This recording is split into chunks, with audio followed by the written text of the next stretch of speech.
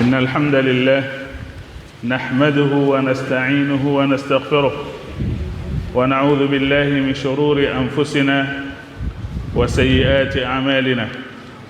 من يهده الله فلا مضل له ومن يضلل فلا هادي له، وأشهد أن لا إله إلا الله وأشهد أن محمدًا عبده ورسوله. أما بعد، ndugu Islam, baada ya kumhimidi Allah subhanahu wa ta'ala na kumsalia mtume sallallahu alayhi wasallam, kwanza najihusia nafsi yangu kisha nafsi zenu kumwogopa Allah subhanahu wa ta'ala. Hakika wenye kumwogopa Allah na kumcha Allah, hao ndio waliofaulu pakubwa hapa duniani na kesho akhira. Ndugu Islam, asema Allah subhanahu wa ta'ala, inna lilmuttaqina mafaza, hakika wenye kumcha Allah. Na kumcha Allah si kwa kujiweka kimavazi ama namna yote ile, isipokuwa ni kuwa kutekeleza kikamilifu maamrisho ya Mwenyezi Mungu subhanahu wa ta'ala. Alipoamrisha Mwenyezi Mungu wewe wapatikana, na kuwa mbali pale Mwenyezi Mungu subhanahu wa ta'ala alipopakataza. Aliwakataza Mwenyezi Mungu subhanahu wa ta'ala upatikane mbali kabisa, hupo hapo kabisa. Kwa hiyo ucha Mungu si kwa mavazi ama mtu alivyojiweka, ni kutekeleza kikamilifu maamrisho ya Mwenyezi Mungu subhanahu wa ta'ala. Kwa hiyo ndugu Islam, khutba yazungumzia adamu taarudhi an-nafsi lidhulli as-suali, tusizidhalilishe nafsi zetu kwa sababu ya omba. Nikizungumzia mada hii na maanisha Muislamu ni mtu wa kushughulika, ni mtu wa kufanya kazi. Uislamu hautaki batwala wala atwala, mtu awe hana kazi wala hataharak, bali amebaki ni kuomba, hataki kujishughulisha. Kwa hiyo ndugu Islam, kana nabii sallallahu alaihi wasallam, mtume alikuwa katika murua wake, yaamuru ashabahu, akiwaamrisha masahaba zake, bisiyanati nafs, kuichunga na kuihifadhi nafsi zao ama kuzihifadhi nafsi zao, min at-ta'arrud lidhulli as-su'al, kuzianika katika mambo ya kuomba na kutofanya kazi. Wadhālika biltimasi al-amal au imtihani al-hirfa, mtume akiwafundisha na kutoa fursa za kazi kwa masahaba zake, wajifundishe kazi ama nafasi za kazi zipo, akiwapa ili tu watu wasiwe wavivu, wawe hawataki kufanya kazi bali wametegemea kuomba. Uislamu wahimiza watu washughulike, Uislamu hawataki watu wawe wavivu. Mtume sallallahu alayhi wasallam kana idha sa'alahu rajulun a'tah, mtu anapokuja kwake kumuomba mtume alikuwa akimpa. Walakin idha tabayyana lahu anna hadha ar-rajul, ikimbainikia yeye kwamba huyu mtu anayeomba, ittakhadha hadha as-su'alu 'ada, amechukua hili jambo la kuomba kwamba ni ada yake, ndiyo kazi yake, hataki kushughulika. Kana yu'tihi, alikuwa akiomba mtume humpa, thumma yuhadhdhiruhu wa yanhahu, akimtahadharisha na kumkanya kabisa na tabia hiyo ya kuomba. Hakim bin Hizam, sahaba wa mtume sallallahu alayhi wasallam, asema sa'altu Rasulullah sallallahu alayhi wasallam fa'atani, nilimwomba mtume sallallahu alayhi wasallam akanipa. Alikwenda na shida zake akamwomba mtume sallallahu alayhi wasallam, mtume akampa. Qala, kisha Hakim bin Hizam asema thumma sa'altu Rasulullah sallallahu alayhi wasallam fa'atani, nikamwomba tena mara ya pili mtume sallallahu alayhi wasallam akanipa. Qala thumma sa'altu Rasulullah sallallahu alayhi wasallam fa'atani, nikamwomba tena mtume sallallahu alayhi wasallam akanipa, nao ni mara tatu. Thumma qala li, kisha mtume akaniambia, ya Hakim ibn Hizam, ewe Hakim ibn Hizam, inna hadha almalu hulun hadirun, haya mali ya kuombaomba ni matamu tena yako hudhurun, yenye kupendeza, kama mfano wa tunda likiwa green wala pendeza na tamu yake pengine ikawa mzuri. Kwa hiyo amwambia hii omba ni tamu sana hii.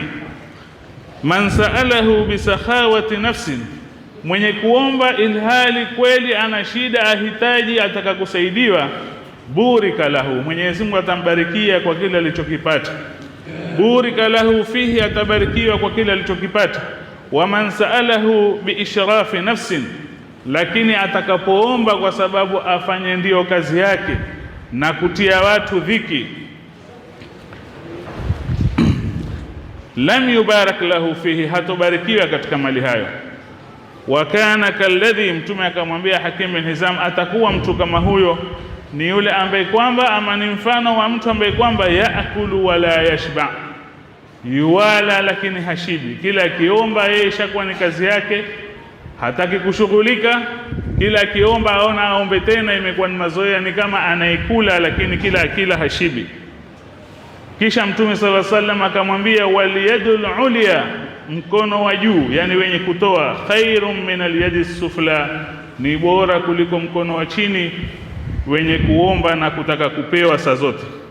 Faqala Hakim bin Hizam akasema linabii sallallahu alaihi wasallam, kumwambia Mtume, wallahi, na apa kwa Mwenyezi Mungu, la as'alu ba'daka ahadun shay'a, sitakuwa ni mwenye kumuomba tena mtu yoyote baada yako wewe Mtume sallallahu alaihi wasallam. Nimeomba na umenikemea jambo la kuomba, sitamuomba mtu mwingine yoyote. Kwa hiyo Hakim bin Hizam alikuwa akiitwa mara nyingine kupewa haki yake wakati Waislamu pengine wameenda vitani, wamepata mali yale ya ghanima ama mali yoyote aliyopatikana katika vita. Hata alipokuwa akiitwa kupewa ile haki yake, fungu lake, yaba an yaakhudhahu, alikuwa akikataa kuchukua fungu kama hilo, akiitwa kukataa. Qala Umar ibn al-Khattab alisema, ya ma'ashara al-muslimin, enyi waislamu, inni ushhidukum, mimi nawashuhudiliza, anni aradtu ala Hakim bin Hizam, nimemwonyesha Hakim bin Hizam, ama nimemuita Hakim bin Hizam kumpa haki yake. Aradtu ala Hakim bin Hizam haqqahu min al-fay, nimemuita kumpa haki yake kwa kile kilichopatikana kwenye vita. Wa min al-ghanima fayaba an ya'khudhahu, lakini Hakim akawa hataki kabisa, ameyashika kabisa yale maneno ya Mtume sallallahu alayhi wasallam. Hapa haombi, lakini hata lile fungu analogawiwa kwenye vita halitaki tena, ataka pato lake litokamane katika kujifua na kufanya kazi. Kwa hiyo Hakim bin Hizam rabbahu an-nabiy sallallahu alayhi wasallam ala adami ta'rid an-nafs ala dhilli su'al. Mtume amemlea kwamba usiwe ni mwenye kuifanya nafsi yako dhalili kwa sababu ya kupita ukiombaomba watu. Hao ndio waliolelewa na Bwana Mtume sallallahu alaihi wasallam. Walipofunzwa wakafunzika, walipokatazwa wakajua haya hayatakikani, ni ya makosa, wakikaa mbali. Kana sallallahu alaihi wasallam, alikuwa Mtume sallallahu alaihi wasallam yurabbi ashabahu ala dhalika, akiwalea masahaba zake wawe ni wenye kushughulika, wawe ni wenye kufanya kazi. Uislamu hautaki uvivu, watu kulala wakiamka tu, na tukibagua kazi ama tukichagua kazi kwamba hizi kazi mimi si mtu wa kufanya kazi hii, bali watu fulani ndio wenye kufanya kazi hiyo. Uislamu haukuweka hivyo. Uislamu ataka mtu ambaye kwamba yuwashughulika, yuaujaza wakati wake kwa shughuli za khairi na ibada. Ni'matani maghbunun fihima kathirun minan nas, neema mbili zimenyimwa wengi katika watu. As-sihhatu wal faragh, mtu kuwa na afya nzuri na siha, na kuwa na wakati akatumia afya yake katika mambo mabaya, asitumie katika mambo ya khairi. Mojawapo katika mambo ya khairi ni mtu kushughulika kufanya kazi kabla ugonjwa haujakujia ama uzee ukakujia, bado una afya yako, shughulika. Wal faragha, watu wana nafasi lakini wakazitumia katika mambo ya upuzi yasiokuwa na maana, umri wao ukaisha na hawakutumia wakati wao katika mambo ya kheri. Mojawapo katika mambo ya kheri ni Muislamu kushughulika kufanya kazi kutafuta riziki ya halali. Kwa hiyo Mtume sallallahu alaihi wasallam aliwalea hawa ala adami al-atala, wasiwe wavivu, kukaa ovyo ovyo, kukaa mabarazani, kulala mno, na hawasishughulike. Wakitoka wawe ni wenye kuomba, ama ukute mabarobaro wetu leo wawe ni wenye kuwalemea wazazi wao mpaka wazazi hawawezi tena kushughulika, lakini yeye bado ameganda nyumbani na hataki kushughulika, yuwachagua kazi. Muislamu hachagui kazi, madamu kazi utapata riziki yako ya halali, ni uwe ni mwenye kubashiri kazi kama hiyo wakati wowote. Almuhimu ni ule wakati wako uujaze na shughuli upate riziki yako ya halali. Ukisema wangoja kazi mzuri na hujapata, umri waenda. Yule anayepata 10,000 kwa mwezi, wewe wasema ngoja kazi mzuri, miaka 5 6 hujapata kazi, umekaa tu. Yule anayepata ile 10, ukihesabu hiyo miaka 5, amefika mbali kwa kile kichache, na huenda kile kichache chake sasa kimekuwa kingi, akaweza kuangalia mradi mwingine bora zaidi kuliko ule alionao. Kwa hiyo kile ukikaa, umri waenda, afya yapotea na huna maendeleo yote anayofanya. Uislamu hautaki mambo kama hayo, albatala. Mtume alikuwa bali yuwaffiru lahum furasul amal, Mtume alikuwa akiwaundia na akiwaekea fursa za kufanya kazi.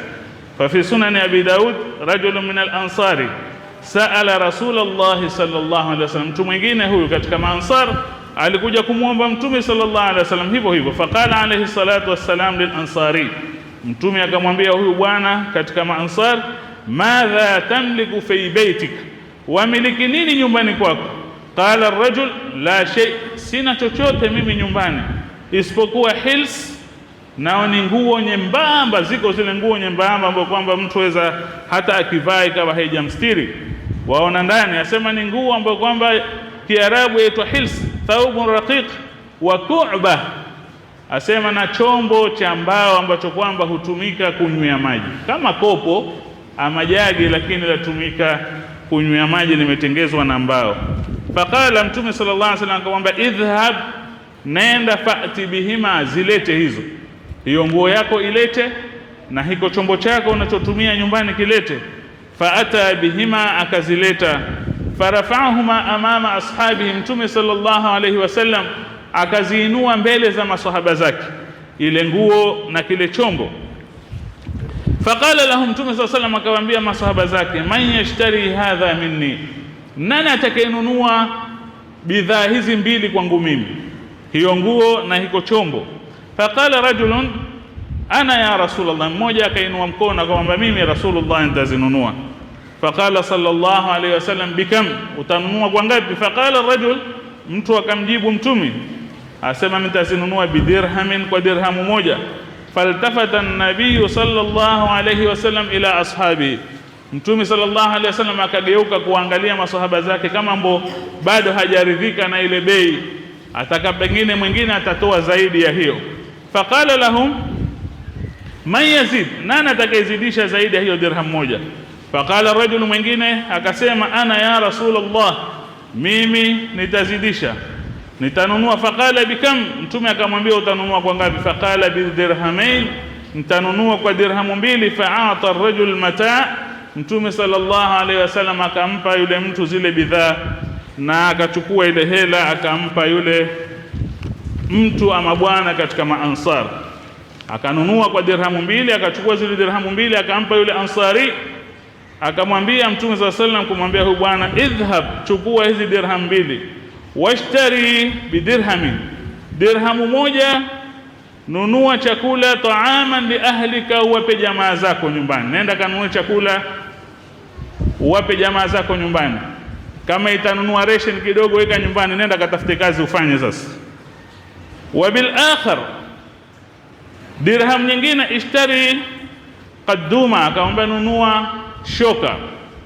Fajaa an-nabii sallallahu alayhi wasallam bil udi, Mtume akaenda akamtafutilia mpini sasa wa mbao, akamletea mbao mpini. Faja'alahu fil qadduma, akauingiza kwenye lile shoka. Mtume sallallahu alaihi wasallam awatafutilia masahaba zake fursa na chansi za kufanya kazi, wasipite wakiombaomba na kukaa na uvivu. Waqala lahu idhhab wahtatib, nenda ukapasue kuni, wabi' na uuze, wala arayannaka 15 yawman, nisikuone kwa muda wa siku 15.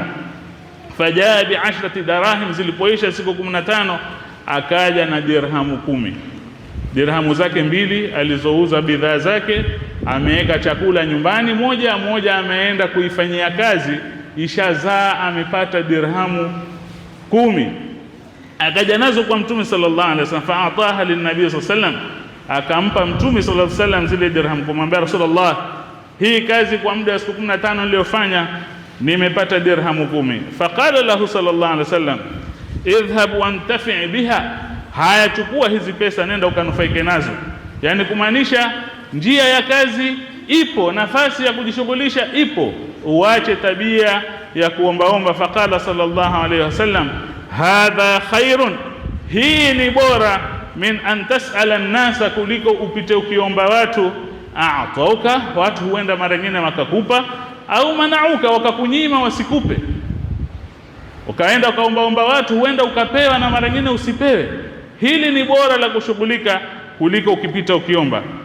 Hadha al-ihtitab, jambo la kupasua kuni, mtu ukimwambia ataona ni jambo duni, lina tabu na mashaka, kazi ngumu, na watu pengine watakuona ni duni. Lakini wama ma fihi min ribhin dha'il, na faida pengine unayopata si kubwa, ni ndogo, lakini khairun min an tas'ala an-nas, ni bora kuliko upite ukiombaomba watu. Wamdharau yule anayefagia barabarani, lakini yeye watafuta riziki ya halali, hataki kuombaomba watu, apata riziki yake, maisha yamwendea hata kama ni kidogo, lakini ni bora mara 100 kuliko wewe unaipita ukiomba ama unaikaa hutaki kushughulika. Wachagua kazi, wasema mimi nangoja kwenda Arabuni. Mungu akujalie uende kama wataka na upate kazi nzuri, lakini ule muda ambao kwamba hujenda, shughulika. Muislamu hafai kukaa bure. Ukikaa bure bila kushughulika, wakati ule utautia katika mambo ambayo hayafai. Ndio wangapi leo utaona hawataki kusoma, ama wamemaliza kusoma wamekaa maskani, huchagua kazi, mara washaingilia uraibu wa aina yote, ikiwa ni bangi, ikiwa ni mongokaa, ni zinginezo, zote ni katika vilevi hivyo za kulewesha. Kisha umwone mtoto kama yule alikuwa mtoto mzuri, leo ashakosa akili, ashafanya wazimu, na ni wangapi tuwaona. Mwenyezi Mungu atuhifadhi, atuongoze sote, aongoze na watoto wetu. Kwa hiyo watoto wawe ni wenye kushughulika. Usidharau kazi hata kama pato lake ni duni, lakini angalia ule muda uwe umehifadhi, kuna kitu cha maana unachokifanya, na umehifadhika na mambo mingi ambayo kwamba ni ya balaa. Lakini shida yetu ni kwamba wewe waona kwamba hii ni kazi duni, mimi sifai kufanya kazi kama hii. Hakuna kuchagua kazi maadamu wapata riziki ya halali. Sasa hujapata ya mshahara mkubwa, ama hujapata hiyo kazi kubwa unayoitaka, na pengine kusoma hukusoma, huna kisomo chochote, kazi hiyo kubwa utaitoa wapi? Kwa hiyo ndugu Waislamu, Muislamu hafai kuwa mvivu, hafai kupita kiombaomba, na hasa vijana wawe ni wenye kushughulika kuhifadhi wakati wao na kujihifadhi na mambo mingi ambayo kwamba ni maovu. Qala sallallahu alayhi wasallam fi al-Bukhari, hadithi katika Bukhari, Mtume anasema, ma akala ahadun ta'aman qat, hajala mmoja wenu chakula kabisa, khairan min an yakula min amali yadihi, kuliko chakula bora ambacho kwamba amekula kutokamana na kazi aliyoifanya na mkono wake. Mtume akasema, wa inna nabiyallahi Daud, hakika mtume wa Mwenyezi Mungu Daud, kana yaakulu min amali yadihi, alikuwa akila riziki yake kitokamana na kazi anayoifanya kwa mkono wake. Asema Ibn Hajar al-Asqalani, Mtume sallallahu alaihi wasallam bwana akamtaja Nabiiullah Daud, akamtaja Nabiiullah Daud, hakutaja mtume mwingine. Katika maelezo aliyosema, al-hikma, lengo la kutajwa Nabiiullah Daud, takhsisu Daud bidhikr li annahu kana khalifatullah fi ardhihi, alikuwa ni kiongozi, ni mtawala katika ardhi hii, kisha akawa wafanya kazi kutafuta riziki yake kutokamana na kazi ya mkono wake, naye ni kiongozi, ni mtawala katika hii ardhi, kama Mwenyezi Mungu alivyosema, ya Daud inna ja'alnaka khalifatan fil ardh.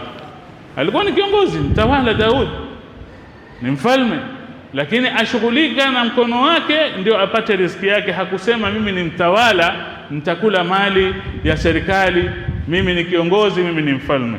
Asema walakinahu ittaqa al-akla min tariqin afdal, alitafuta njia bora ya kutafuta riziki, nao ni kushughulika kwa mkono wake.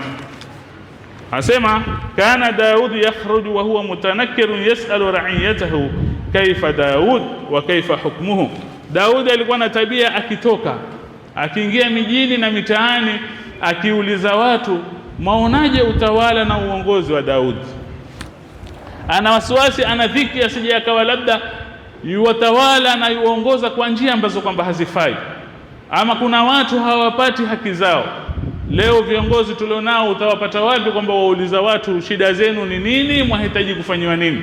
Utamwona pale wakati wa kuhitaji wewe, lakini wewe unapokuwa na yako wataka kusaidika, ama wananchi wana mambo mingi wataka kufanyiwa katika jamii, hawaonekani tena.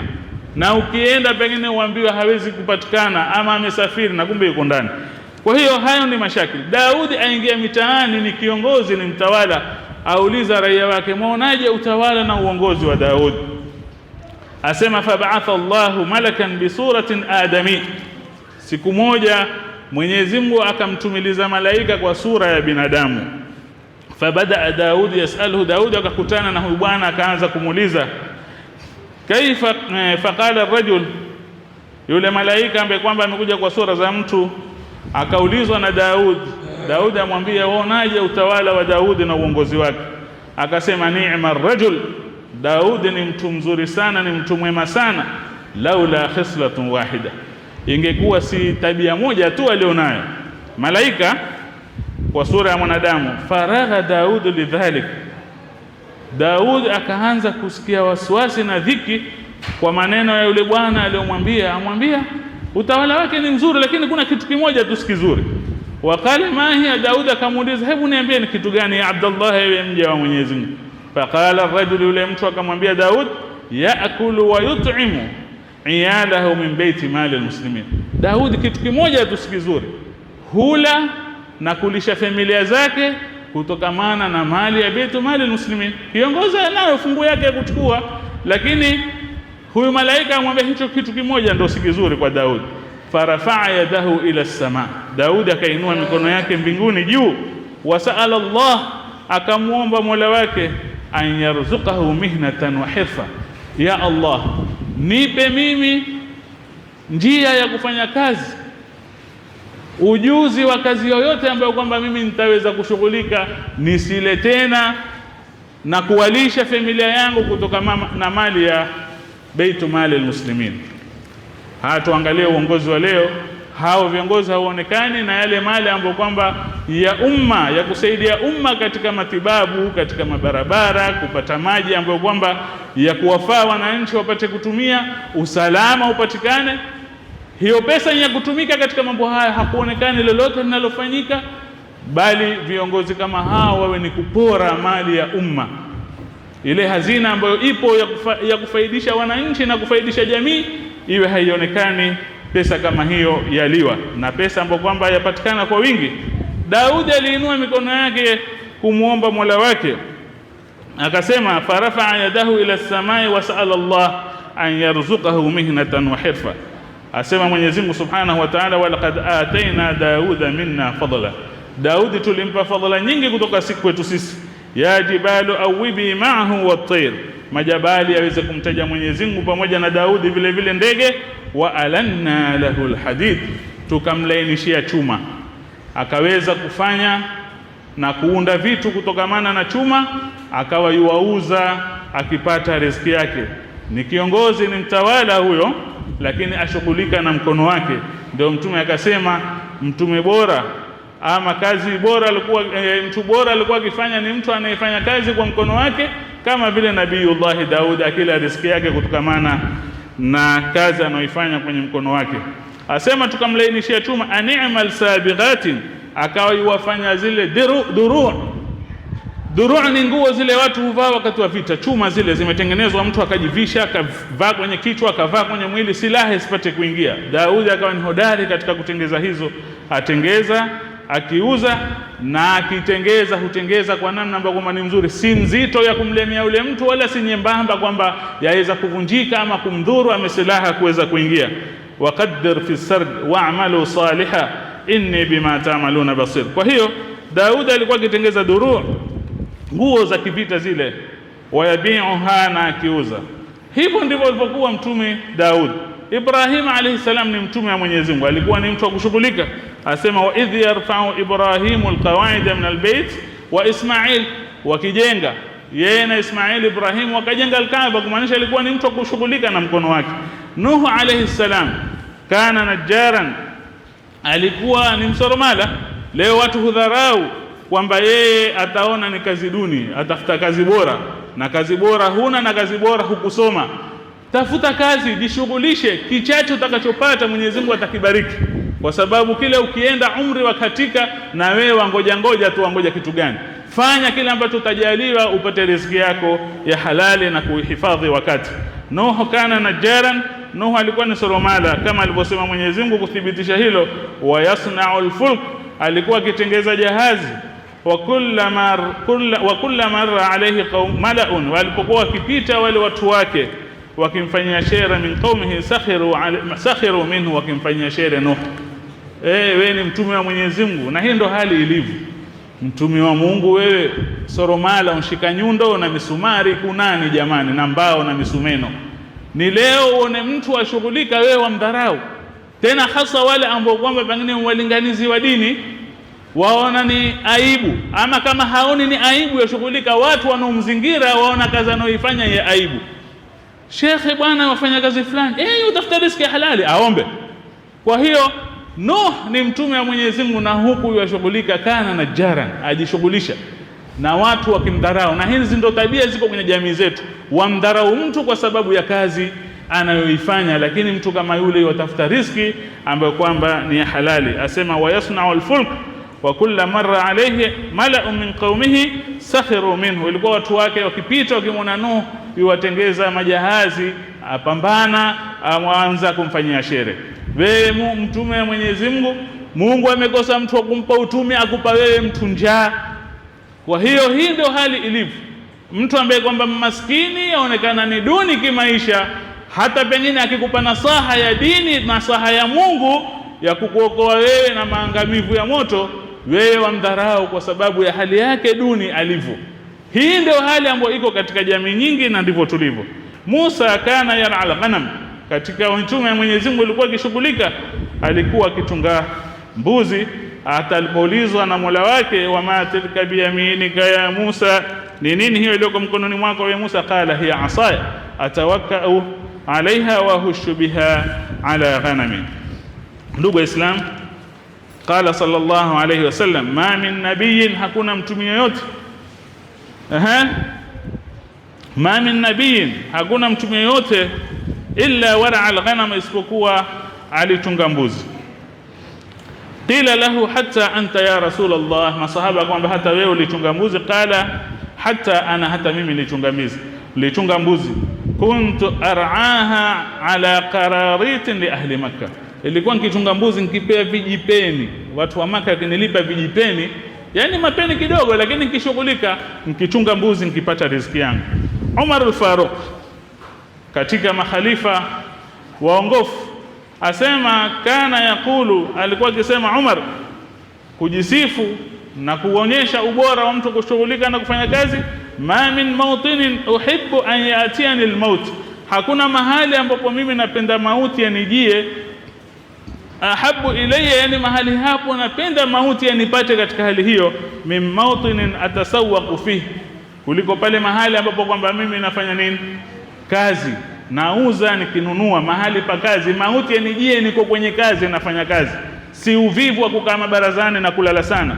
Asema mahali ambapo kwamba mimi napapenda mauti yanijie mahali mimi nafanya kazi, atasawwaqu fihi li ahli abi'u wa ashtari, nafanya shughuli ya kuuza na kununua, nashughulika, mauti yanijie katika hali mimi nashughulika. Lianna dhalika jihadun fi sabilillah, kwa sababu mtu kushughulika yuko katika jihad, ni katika amali ya khairi.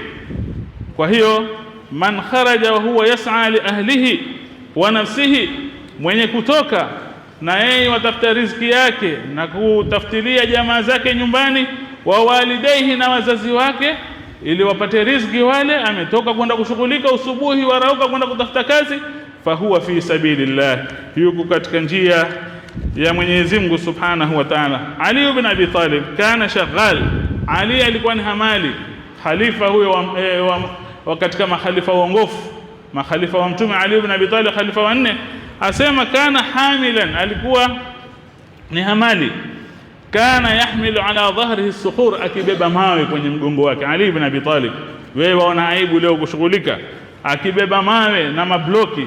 Wa kana yaqulu wa huwa yaftakhir, alikuwa akisema na huko akiona ni fakhri yeye kwamba atafuta riziki ya halali kutokamana na jasho lake na kazi ya mkono wake. La hamlu as-sakhr, kubeba kwangu haya mawe, min qimamil jibali, kutoka juu kwenye majabali, abeba mawe kutoka kwenye majabali juu huko. Ahabbu ilayya min minanir rijali, ni bora na napenda zaidi kuliko kupita nikiomba watu. Yaqulu an-nasu li, watu hupita wakisema, fil kasbi arun, kazi anayoifanya Ali ni ya aibu ya kubeba mali. Watu Ali abeba mali, aibu kubwa ile. Fakultu, mimi basi namwambia, al-aru fi dhilli suali, aibu kubwa ni mtu kupita akiomba. Ali kubeba mawe kutoka kwenye majabali akishuka nayo si aibu, yatafuta riziki halali, kuliko watu wakuseme wapita ukiomba, wajidhalilisha mbele za watu. Kwa hiyo wanazuoni wingi leo watu wamekuwa, ikiwa watakuwa ni mashekhe hawataki kushughulika, wakishughulika kutafuta riziki za halali. Ukisikia Imamu al-Barbahari alikuwa ni muuzaji spices hizi, akaitwa Imamu al-Barbahari. Al-Imamu al-Farra, Imamu al-Farra katika wanazuoni wakubwa, ukisoma historia ya Kiislamu, alikuwa akiuza ngozi, ununua ngozi akiuza. Watu wakichinja yeye hununua ngozi kisha atafuta bei akiuza, ni muuzaji ngozi. Imamu al-Jassas, hayo majina waliobandikwa wamebandikwa kuambatana na kazi zao waliokuwa wakizifanya. Ukisikia Imamu Zayyat alikuwa akiuza mafuta, akikamua simsim, akikamua mbegu zingine, akiuza mafuta, akiitwa Imamu Zayyat. Ukisikia majina yameambatanishwa na kazi walizokuwa wakizifanya, na ni wanazuoni wakubwa, watu ambao kwamba historia ya Kiislamu yawakumbuka. Nikikamilisha khutba yetu, asema kaifa yub'athu alladhi yas'al wa yakaffafu aidi an-nas, atafufuliwa vipi mtu anayepita akiomba hataki kufanya kazi? Asema ya'tuna yawm al-qiyama wa laysa fi wujuhi muz'ata lahmin, watafufuliwa siku ya kiyama na kwenye nyuso zao hawana alama ya nyama kabisa, zimebambuka. Taarifuhumun nasu kulluhum, watu watapita wakiwajua kwamba hawa walikuwa ni wenye kuomba, hawataki kushughulika. أقول ما تسمعون فاستغفر الله إنه هو الغفور الرحيم وهو البر الكريم.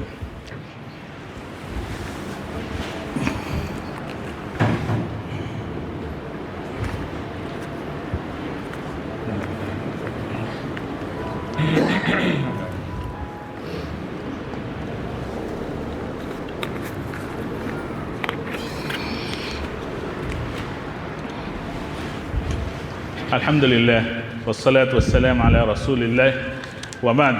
يقول الله سبحانه وتعالى مخبرا وآمرا: إن الله وملائكته يصلون على النبي يا أيها الذين آمنوا صلوا عليه وسلموا تسليما. اللهم صل على محمد وعلى آل محمد كما صليت على إبراهيم وعلى آل إبراهيم إنك حميد مجيد، وبارك على محمد وعلى آل محمد كما باركت على إبراهيم وعلى آل إبراهيم إنك حميد مجيد. اللهم أعز الإسلام والمسلمين وأذل الشرك والمشركين ودمر أعداءك أعداء الدين. اللهم انصر إخواننا في فلسطين وانصرهم في السودان، اللهم كن لهم معينا ونصيرا. اللهم دمر كفرة والمشركين، دمر ديارهم ومزق جمعهم وشتت شلمهم وفرق كلمتهم. اللهم إنا نجعلك في نهور أعدائنا أعداء الإسلام والمسلمين. اللهم اغفر للمؤمنين والمؤمنات والمسلمين والمسلمات الأحياء منهم والأموات، بفضل سبحان ربك رب العزة عما يصفون وسلام الحمد لله رب العالمين.